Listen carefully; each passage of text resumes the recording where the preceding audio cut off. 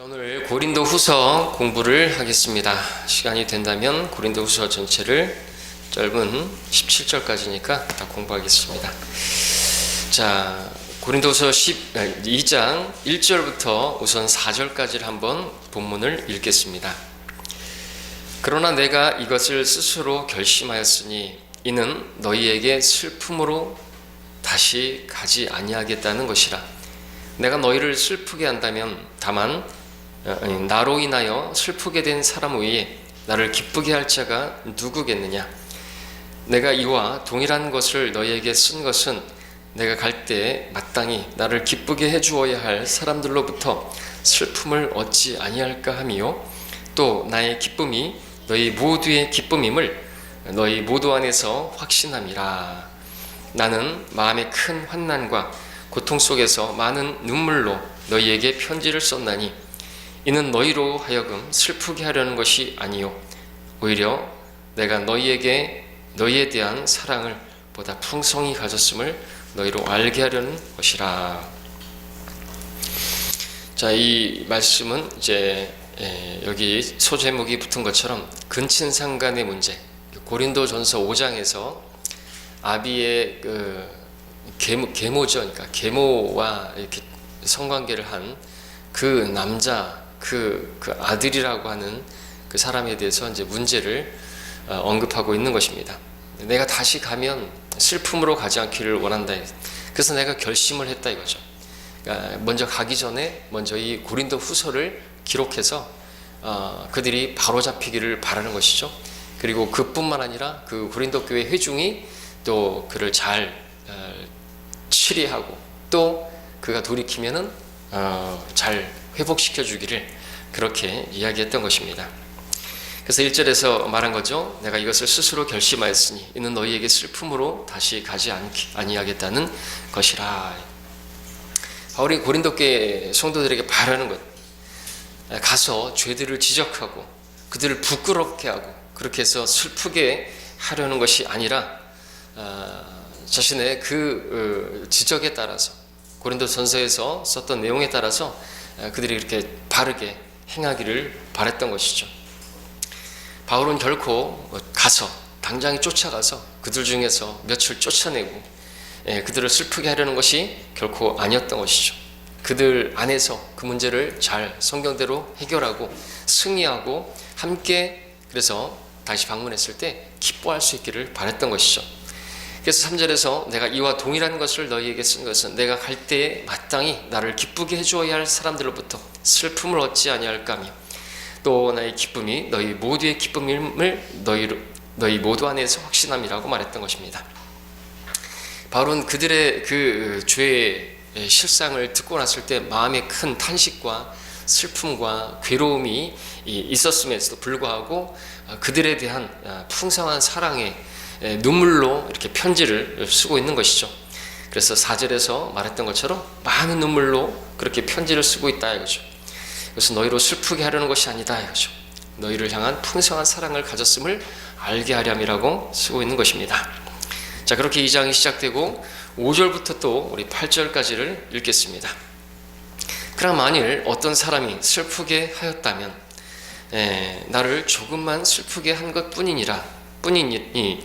나는 너희 모두에게 큰 부담을 주지 아니하려 하노라. 그런 사람은 다수에 의하여 책망받는 것으로 충분하니 그러므로 너희는 오히려 그 반대로 그런 사람을 용서하고 위로하여야 하리니 그래야 아마 그가 더 심한 슬픔에 빠지지 아니하게 되리라. 이 때문에 내가 너희에게 권고하노니 너희는 그를 향한 너희의 사랑을 확인하라. 지금 5절부터 8절까지 해서 나오고 있는 어떤 사람, 5절에서 만약 어떤 사람이 슬프게 하였다면 나를 조금만 슬프게 한 것이다.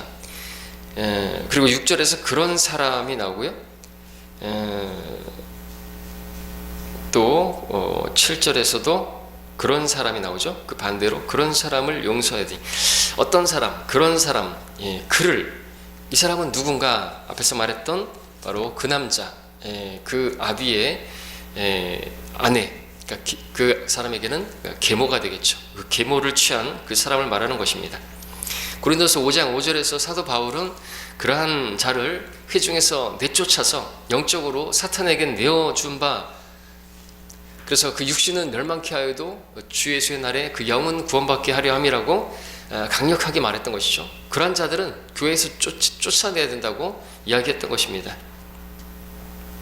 강하게 썼던 것이죠. 사실상 왜냐하면 적은 누룩이 온 반죽을 부풀게 하기 때문에 제거가 돼야 되는 것입니다.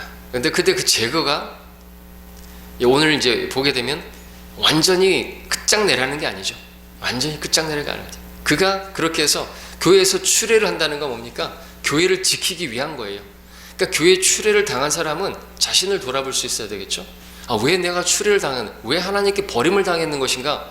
그것을 보고 자기를 돌아보고 회복할 수 있도록, 그리고 교회를 지키기 위해서 하나님께서 나를 분리시킨 것, 이 문득병자를 분리시키듯이 그렇게 분리시킨 거란 말이죠. 회복되면 어떻게 됩니까? 다시 들어올 수 있지 않습니까?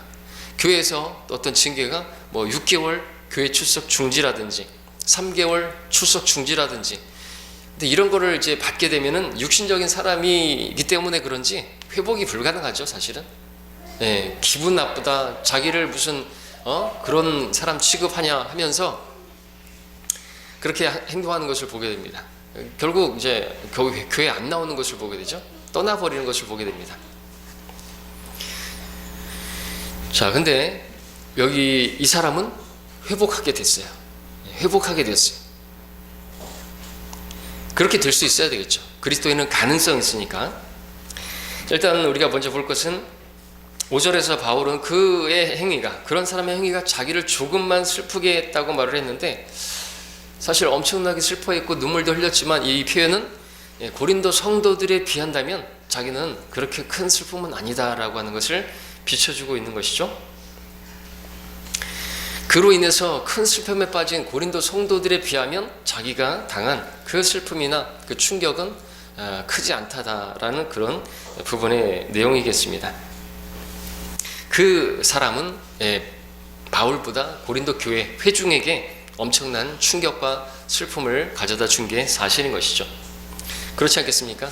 다른 지역교회에 있는 누가 여러분들보다 더 슬프겠습니까? 우리 교회 내에서 어떤 문제가 생겼으면 더 슬픈 게 누굽니까? 우리 지체들이죠. 자, 그리고 회중들은 바울이 권고했던 대로 그를 강력하게 책망했던 것입니다. 그래서 6절에서 그런 사람은 다수에 의하여 책망받는 것으로 충분하니, 이미 책망을 그렇게 받은 것으로 충분한 것입니다. 그만하면 된 것이죠. 자, 그랬을 때 그 남자 역시나 그들에게서 책망받은 것을 거부하지 않고 받아들여서 회개한 것입니다. 그리고 자백을 한 것이죠. 자신의 죄에 대해서 슬퍼했던 것입니다. 고린도전서 5장에서 일어났던 그 일의 전후 사정이 그러했기 때문에 바울은 이제 마귀에게 넘겨져서 그렇게 됐지만 다시 회복시키는 그 일이 이제 회중에게 고린도 교회의 몫이다라고 말을 하는 것입니다. 그래서 7절에서 그러므로 너희는 오히려 반대로 그러한 사람을 용서하고 위로하여야 하리니 그래야 아마 더 심한 슬픔에 빠지지 아니하게 되리라. 그러죠. 마귀에게 사로잡힌 자들이라 할지라도요, 마귀의 올무에서 빠져나올 수 있도록 사탄에게 넘겨줬다고 하는 건 뭡니까? 그렇다고 해서 우리가 오해하지 말 것은 사탄아 내어줄 테니까 네 밥이 다 이렇게 던져주는 게 아니죠. 사탄아 네가 취해라 이렇게 말하는 게 아니죠. 사탄에게 넘겨준다는 것은 그를 위해서 기도하지 않는다는 것이죠. 그런 의미입니다. 그럼 이제 사실상 보호를 받지 못하기 때문에 사탄에게 넘겨진 바 된 것이다 라고 말하는 것이지만 사실 아주 강력한 표현이죠. 그러나 이걸 그렇게 쉽게 우리가 할 수 있는 말은 아닌 거죠. 진짜 이 정도의 근친상간의 죄를 졌을 때 그렇게 회중에서 분리시키는 것이고, 이 교회는 하나님의 양울이고 하나님의 보호하심인데 그 교회에서 출애시키는 자체가 마귀에게 내어주는 거예요, 사실은.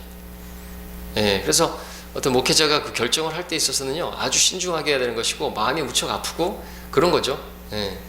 그럼에도 그렇게 할 수밖에 없는 건 교회를 지키기 위함이고, 더 그 종창처럼 암이 퍼지면 안 되니까 그렇게 분리시키고, 그러면 이제 자기가 깨닫게 마귀에게 사로잡힌 자도 그 마귀의 올무에서 깨어날까 하는 목적으로 그렇게 하는 것이지, 완전히 그렇게 하려고 하는 게 아니라는 거죠. 완전히 망치게 하려고 하는 게 아니라는 것입니다. 자, 그렇게 되었을 때 그를 용서하고, 그리고 그가 이제 자백할 경우이죠. 그가 깨닫고 자기가 잘못을 용서하고 용서를 빌고 그랬을 경우에는 회중은 어떻게 합니까? 70번이 아니라 70번에 7번씩이라도 하루에 10번도 와서 내가 회개한다 그러면 어떻게 해요? 받아주는 게 우리가 해야 될 일이에요. 우리가 할 수 있는 거는 우리가 그런 용서를 받은 사람들이기 때문이죠. 1만 달란트 용서를 받은 사람들이기 때문에 그 일이 가능하기 때문에 주님께서 우리에게 가르쳐 주신 것이죠. 그리고 자기가 근데 그 용서 못한다 그러면은 그건 얼척없는 거죠. 1만 달란트 용서 받아놓고 아무것도 아닌 그런 그걸 용서 못한다, 그건 말이 안 된다 성경 말하고 있습니다. 그러면 주석서에는 우리 자백에는 3가지 규칙이 있는데, 이 사람의 경우 같은 경우는 이제 마귀에게 완전히 내어준 바 되었다, 이렇게 넘겨진 것이기 때문에 이제 회개가 필요한 거죠. 다시 마귀에서 하나님께로 돌이키는, 그래서 회개가 필요하고, 우리가 회개를 한 번이 필요하지만 하나님께 돌이킬 때, 구원받을 때, 그러나 이런 경우에는 회개가 필요하고 그 다음에 자백이 필요한데, 그러면 주석서에는 자백에는 3가지가 있다. 첫 번째 규칙은 하나님께 지은 죄들은 반드시 하나님께 자백해야 하고, 두 번째, 사람에게 지은 죄는 반드시 사람에게 자백해야 된다. 사람에게 자백을 했다, 사람에게 죄를 지었는데 나는 하나님께 자백을 했어 라고 그것으로 끝내면 안 된다는 거죠. 그 사람에게도 가서 자백을 해야 되는 거죠. 용서를 빌어야 된다는 거죠. 그리고 세 번째는 회중에게 잘못을 했으면 회중에게도 그렇게 용서를 구해야 된다 이거죠. 자백을 해야 된다는 거죠. 그래서 다시 교회로 올 때는 여기 서서 회중에게 자신의 잘못을 자백을 해야 되는 거죠. 그리고 나를 받아주겠느냐고 했을 때 받아주는 거죠. 그게 없이 받아주면 안 되는 거예요. 그냥 우리가 인정응상, 그냥 지난 일을 다 잊어버리고 그냥 받아줍시다 하고 받아주면 안 된다는 거죠. 그가 잘못을 깨닫고 자백하고 그게 없으면 안 되는 거예요. 우리는 받아주고 싶어도, 아시겠죠? 우리 교회를 나간 사람도 마찬가지예요. 여러분들 인간적인 정으로 그냥 끌어안을 수는 있어요. 저도 그럴 수는 있어요. 그러나 자기의 잘못을 시인하지 않고, 그럼 뭐에 나간 거예요? 왜 출애한 거예요? 나중에는 어떻게 되는 줄 아십니까? 저에 대해서 이제 목자를 치는 거예요. 그때 왜 그랬느냐 이거죠. 이렇게 신실한 사람을 만나서 교제 보니까 되게 영적이다.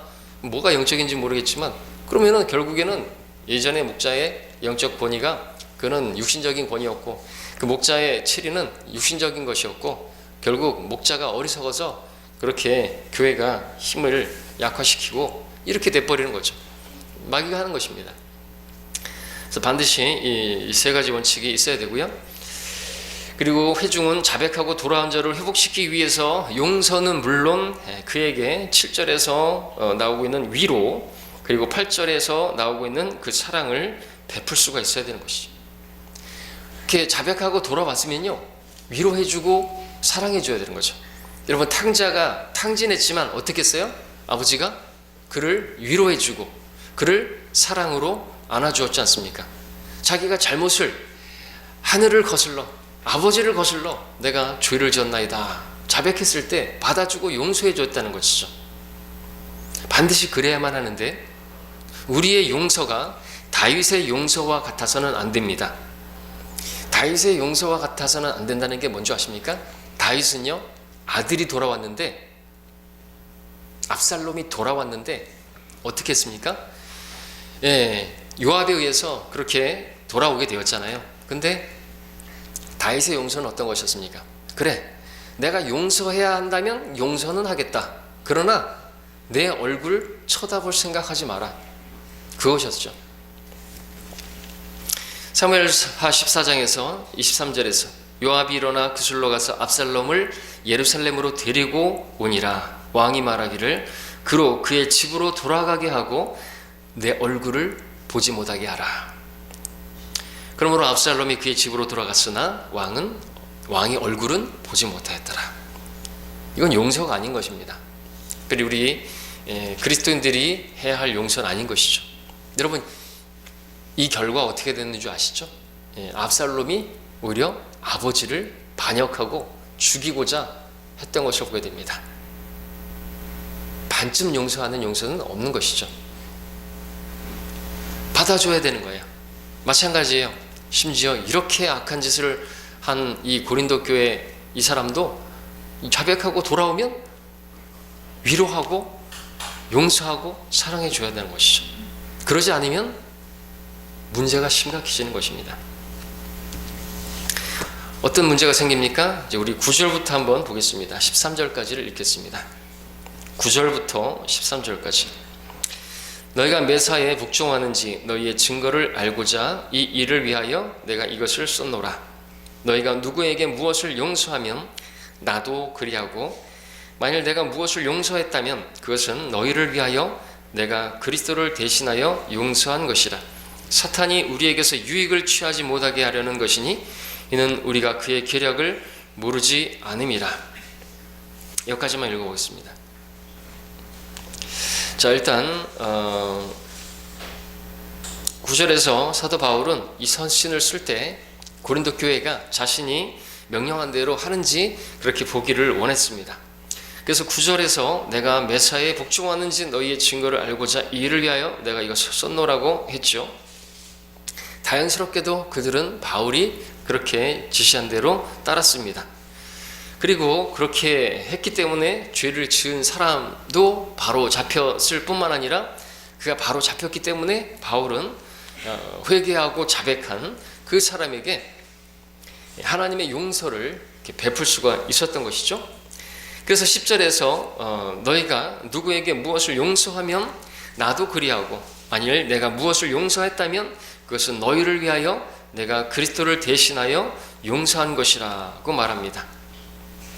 자, 10절이 말하는 것은 그리스도인의 누군가를 용서할 때 그것은 그가 용서하시는 그리스도의 자리에 서 있는 것을 의미하는 것이죠.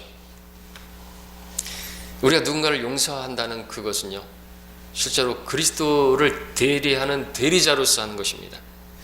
예수님께서는 요한복음 20장 23절에서 말씀하시기를 너희가 누구의 죄든지 용서하면 그들이 죄사함을 받게 되며 누구의 죄든지 그대로 두면 그대로 있게 되리라고 말씀하셨습니다.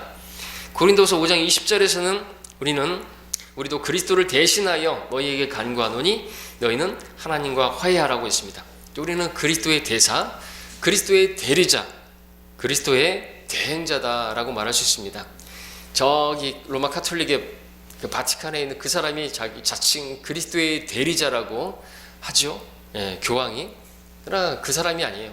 바로 우리가 그리스도의 대리자들로서 우리가 누군가의 죄들을 용서하면 그 사람은 죄가 용서되어지고 우리가 누군가의 죄들이 용서되지 않았으면 용서되지 않았다고 우리가 다시 말해서 복음을 전하고 났을 때 말이죠.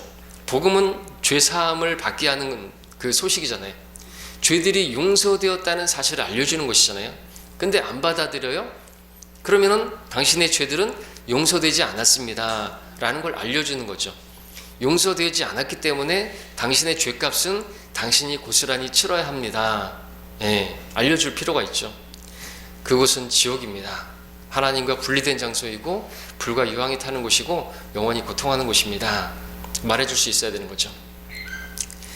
그러나 어떤 사람이 예수님을 받아들였어요. 복음을 받아들였어요. 그럼 우리는 선포할 수 있어요. 당신의 죄들은 용서되었습니다.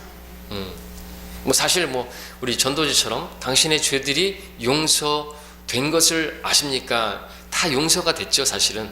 교리적으로 따지면. 왜? 예수님께서 다 갚아주셨으니까. 저 사람들이 지옥 가는 이유는 다른 이유가 아니에요. 교회 안 다니기 때문이 아니에요. 술 마시고 간음하고 그래서가 아니죠. 예수님이 그의 모든 죄를 다 사하신 것을 받아들이지 않아서 이미 다 용서가 되었다니까요. 그래서 이제 한 가지 죄는 뭐냐니까 그들이 나를 믿지 않기 때문이요. 죄에 대하라면 예수를 거부한 죄.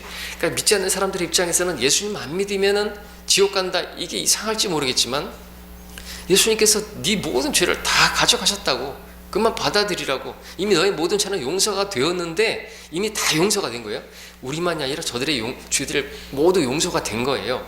근데 이제 우리는 그걸 받아들이는 사람이고 저 사람들은 안 받아들인 상태라서 지옥 가는 거죠.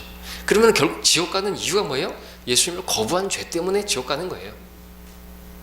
그러니까 예수님만 받아들이면 된다는 거죠. 안 받아들이면 당신의 죄는 이제 예수님을 믿지 않는 죄, 그 죄로 인해서 이제 죄가 용서되지 못한, 여전히 죄가 남아있는 채로 지옥에 가는 것이라고, 그렇게 죄가 용서되었지 못했다고 말할 수가 있고 그렇게 선포할 수가 있는 것이죠.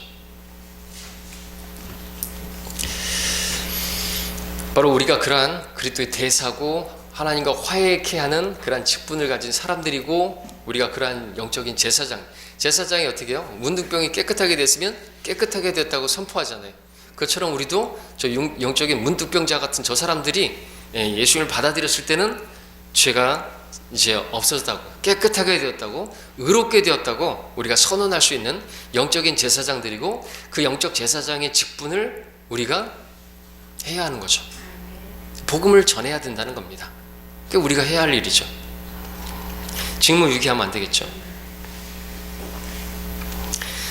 자, 11절에서 보시면은 사탄이 용서에 관한 말을 이야기하면서 11절에서 사탄이 우리에게서 유익을 취하지 못하게 하려는 것이니 이는 우리가 그의 계략을 모르지 않음이라 했습니다. 자, 죄를 범한 그 남자에게 가해진 징벌 중에 하나가 바로 사탄에게 넘겨진 것이었죠. 그래서 고린도서 5장의 5절에서 그러한 자를 사탄에게 넘겨주어 그 육신을 멸망케 하여도 그 영은 주 예수의 날에 구원받게 하려 함이라 했습니다. 그러나 그가 회개하고 바른 길로 들어서고 잘못된 것을 바로잡혔을 때 더 이상 그는 징벌 아래 있지 않습니다. 때문에 이제 용서하고 회복시키는 것, 회중의 몫이라고 말씀을 드렸습니다. 그러나 회중들이 그렇게 하지 않는다면 어떻게 되는 것인가? 두 가지 문제가 생깁니다. 사탄이 유익을 취하는 두 가지 일이죠. 용서하지 않을 때 사탄이 유익을 취하는 것입니다. 자, 마귀는요, 우리가 한 방향으로 그렇게 밀어낼 수 없다고 한다면 다른 방향으로 밀어낸다는 사실을 알아야 돼요. 자, 용서해줘야 할 일을 하지 않게 되면 두 가지 문제가 생깁니다. 두 가지 이유로 우리는 용서해야 한다는 말입니다. 하나는 그 사람을 위해서 용서해야 한다는 것이죠. 만약 우리가 다른 성도에 대해서 용서하지 않게 되면요, 그 성도는요, 그야말로 낙심하게 되고 절망하게 되고, 나는 이제 틀렸어. 나는 내가 자백을 하고 내가 돌이켰지만 교회가 날 받아주지 않아. 그럼 이제는 완전히 끝나버리는 거잖아요. 그리스도인으로서 회복할 수 있는 가능성이 없는 것이죠. 이제 그냥 세상으로 가버리는 거죠. 그야말로 마귀 밥이 되는 거죠. 교회에 울타리로 들어올 수 있으면 마귀 밥이에요.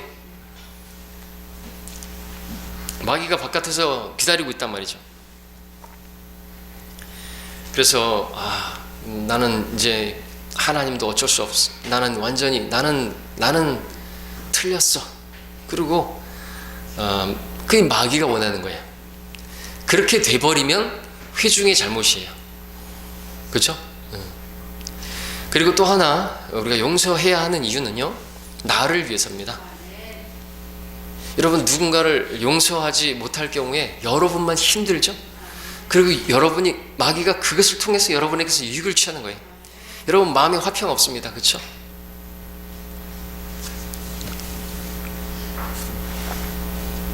계속 악감정만 품고 있다고 한다면 사탄이 큰 유익을 취해서 우리도 무너지게 만드는 것이에요. 아무런 열매를 맺지 못하게 만들고, 교회가 그런다고 생각해 보십시오. 때문에 우리는 사탄이 유익을 취하지 못하도록 우리가 마귀의 기쁨조들이 되서는 안 되겠죠. 때문에 용서해야 된다고 성경 말하는 것입니다. 용서하지 않으면 하나님께서 합당치 않게 여기는 것입니다. 1만 달란트 용서받아 놓고 100데나리온 용서하지 못한단 말이냐?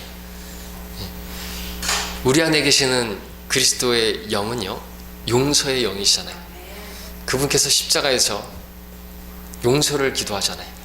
자기에게 못 박는 상처를 주는 사람들에 대해서 저들을 용서해달라고 기도하지 않았습니까? 그분이 내 안에 사신다면 용서해야 되겠죠.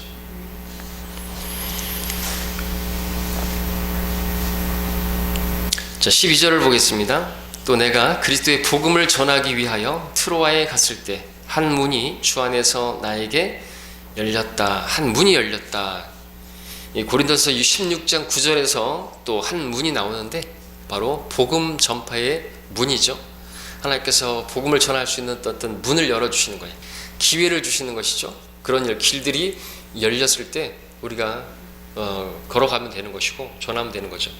근데 열어주지도 않으셨는데도, 오히려 하나님께서 막으셨는데도, 오히려 성령께서 막으셨는데도 불구하고 그렇게 가려고 했을 때 잘못됐잖아요. 그렇죠?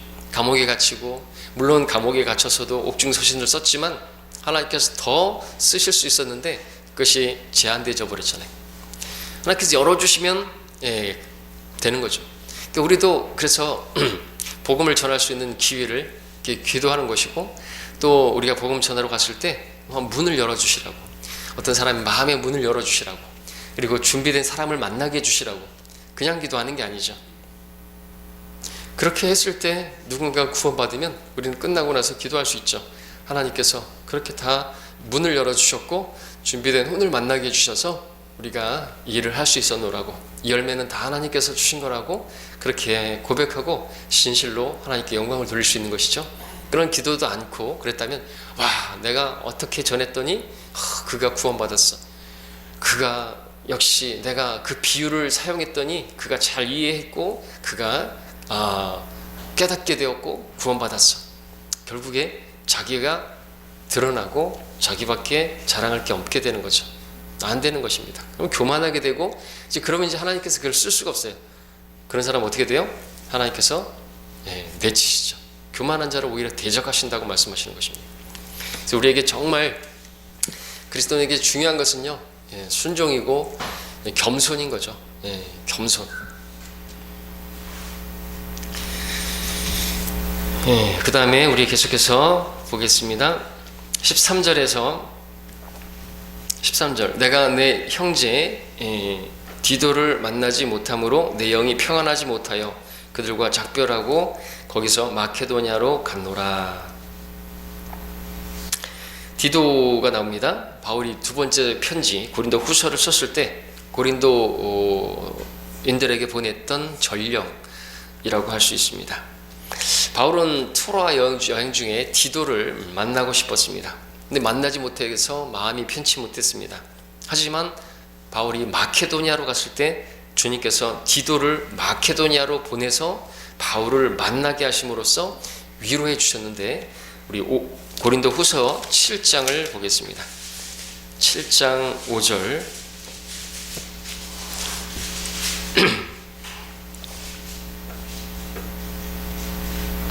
부터 7절까지 읽겠습니다.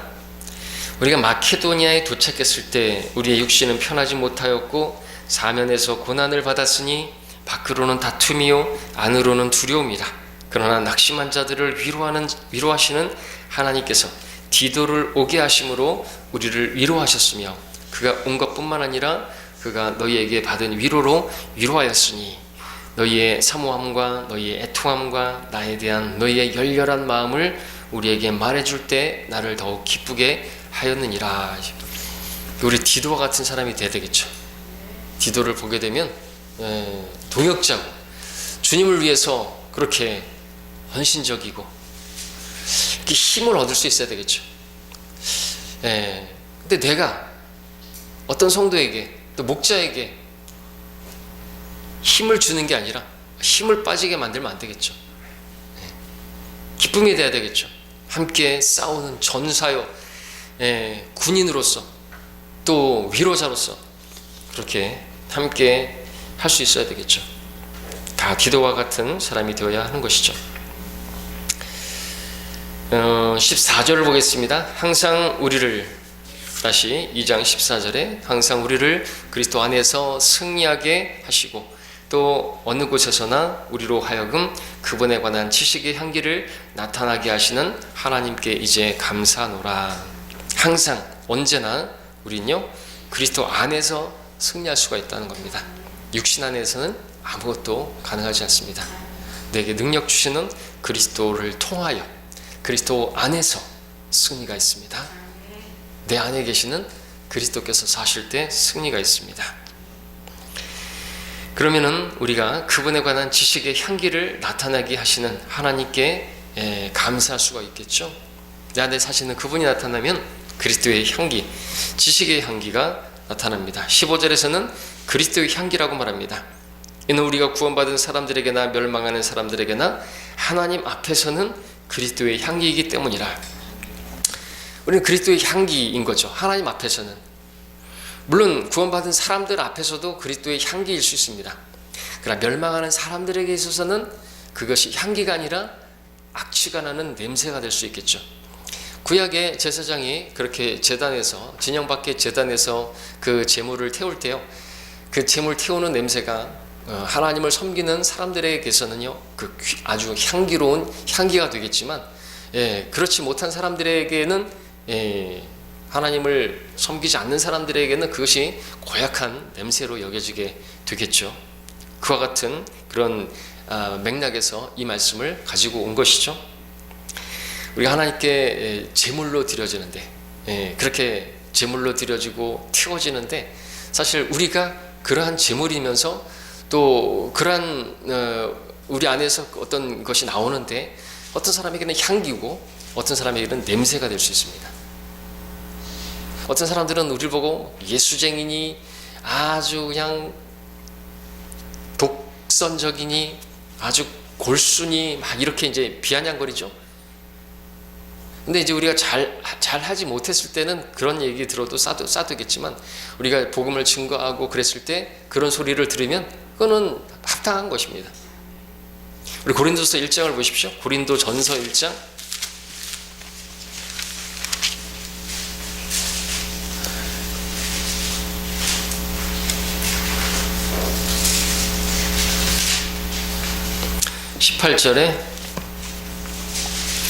십자가를 전파하는 것이 멸망하는 자들에게는 어리석은 것이지만 구원을 받은 우리에게는 하나님의 능력이라 했습니다. 그러니까 멸망하는 사람들에게는 너무나 어리석은 것이. 그래서 막 이렇게 하고 아유 미쳤다 그러고 돌아가고 막 그러는 것이죠. 우리도 알아요. 우리가 미친 거. 제대로 미쳤죠. 바울도 그랬잖아요. 네가 많은 지식으로 네가 미쳤다고. 근데 미쳤다 소리 듣는데 돈에 미친 것보다 낫잖아요. 그죠? 어떤 사람은 돌에 미쳤어요. 돌. 수석. 예수님 믿고 나서 이제 변화되니까 친구한테 복음 전했더니 야, 네 미쳤다. 그랬더니 너 예수에 완전히 미쳤구나. 그래, 너처럼 돌에 미친 것보다 낫지 않냐. 어떤 사람은 오토바이에 미쳤어요. 그죠? 남자들 진짜 철없죠. 오토바이에 미쳐가지고 집 전세금 팔아가지고 오토바이 사고 월세 사는 사람도 있어. 봤어요.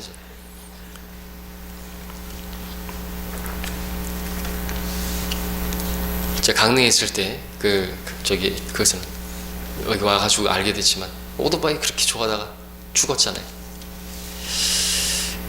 근데 오토바이뿐만 아니라 어떤 사람들은 뭐에 미쳐 있는 거예요? 뭐 강아지에 미쳐 있고 고양이에 미쳐 있고 자기 부모에게 그렇게 안 하면서 고양이 무슨 뭐 별의별 게 다 있죠. 하나님을 섬기기를 그렇게 섬겼으면 피조물을 하나님보다 더 경배하고 어이구 내 새끼 그러면서 참 어리석은 것이죠. 그러나 우리에게는 복음은 하나님의 능력인 것입니다. 구원받은 사람들에게는 우리가 복음 전하다 보면 막 돈도 주고 물도 마시고 커피도 사다 주고. 왜요? 우리가 그리스도의 향기이기 때문에 그렇죠. 그 사람들에게는.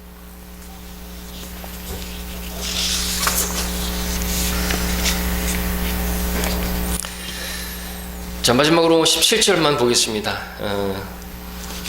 고린도후서 2장 17절.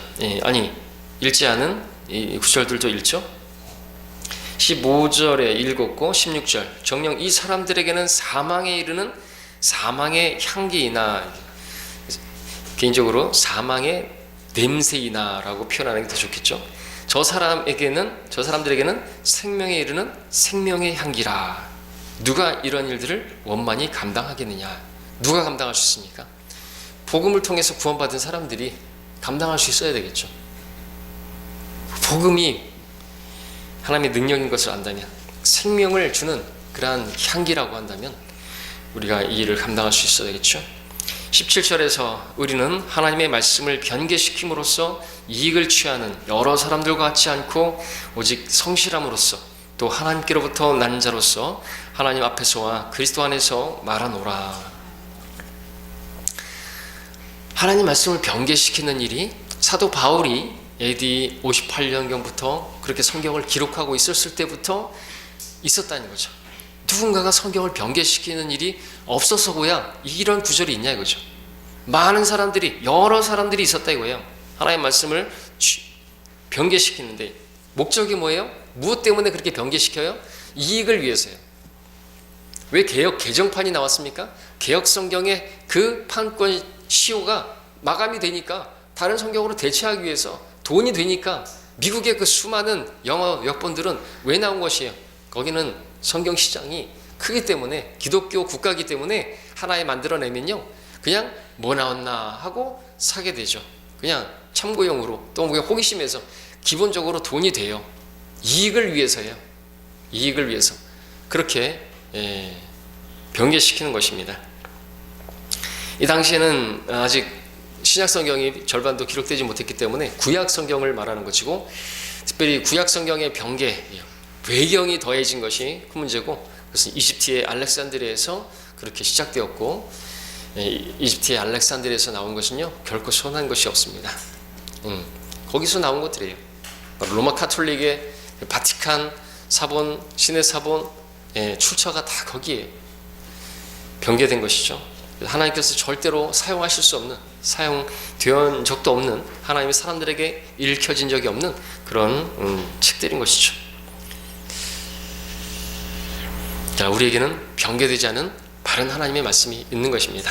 성경에서는 순수한 말씀의 젖이라고 말하고 있죠. 순수하지 않은 것도 있다는 거죠. 순수한 말씀의 젖을 사모하면요 그것으로 인해서 자라게 되는 것이고, 그리스도의 향기를 발할 수가 있는 것입니다. 그리스도의 대사가 될 수 있는 것이. 누가 복음을 전합니까? 이 나라 기독교계를 보십시오. 우리처럼 복음을 전하는 사람도 있습니까? 흠정력을 쓴다고 하는 사람들, 짝퉁 성경 쓰는 사람들 보십시오. 제도교회하고 똑같아요. 그러니까 만나서 커피 마시고 사진 찍고 막 그런 것만 올려놓고, 한번 그 정동수 거기 한번 가보세요. 복음 전파, 거리 설교 그런 거 없어요. 왠지 아십니까? 워낙 고상해서 그래요. 맨날 우리 깔 때 뭐라 그러죠? 성경 침례교는 너무 과격하고 인격적이지 않고 너무나도 교양이 없고, 그것만 계속 얘기하는 거예요. 자기들은 교양이 있거든요. 인하대학교 교수거든요. 그 배설물을 왜 계속 안고 있죠? 바울은 그걸 버렸는데, 하나님의 사람이라면 하나님께서 먹여주시지 않나요? 그를 은근히 자랑한다 이거죠. 자기는 월요일부터 금요일까지는 이렇게 교수로 일하고 있고, 일요일만 목회하고 있다고. 대단하신 분이네. 투잡을 뛰고 있으니 하나만 해도 힘든데. 근데 안 해요, 우리처럼. 킹제임스 성경을 쓰는 사람들은 그렇게 안 했거든요. 복음을 전했거든요. 거리에서 외쳤거든요. 사람들이 어리석다고 말하고 교양 없다고 말하고 그래도 했거든요. 그 열매가 뭐냐 이거죠. 열매를 보면 나무를 알 수 있죠. 그들은 킹제임스 성경 쓰는 게 아니에요. 킹제임스 성경 믿는 사람들이 아니죠. 킹제임스 성경도 믿지 않으니까 그 성경도 변개시켜서 여러 가지 변개시켰잖아요. 하나님께서 자신을 위하여 이렇게 자신을 번제쓸 어린 양으로 마련하신다는데, 자신을 위하여 마련하신다는 거, 개혁성경하고 똑같이 써버리고 계비론도 부정해버리고 그렇게 하는 거지 않습니까? 우리 속지 말아야 되는 것입니다. 속는 사람들이 여전히 계속해서 떨어져 나간 사람들이 또 거기 떨어져 나가서 글로 갔어요. 여기까지 하고 다음 3장 공부하겠습니다.